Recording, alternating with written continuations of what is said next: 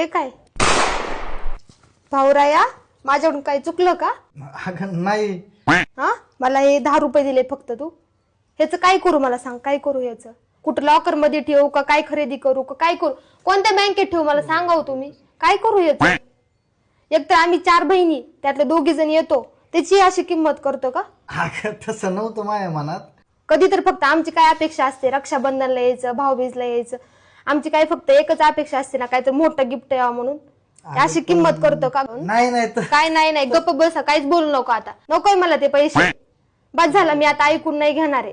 बायकोला म्हणलं तर कसं 4-4, 5-5 हजाराच्या साड्या घेतो, आणि 4-5 दिवसापूर्वी तर मी घंटन घेतला म्हणून ऐकू नये. मी नाही आपलं खोटं नाही बोलायचं, घेतलंय का नाही खरं खरं सांगायचं. आणि इथं बहिणीला द्यायचं म्हणलं की अंगावरती काटा येतो का? बाद झालं, म्हणजे आता ऐकून घेणार नाही. आता मला जमिनीचा हिस्सा करायचा. मी आता चालले कोर्टात. वहिनी, जमिनीची कागदपत्र आणा. चला पोरं घ्या पटकन. हा, आणि आता 3 बहिणी घेऊन येणार आहे. बस आता दाजी तिला सांगा ना. घ्या पोरं, चला लवकर.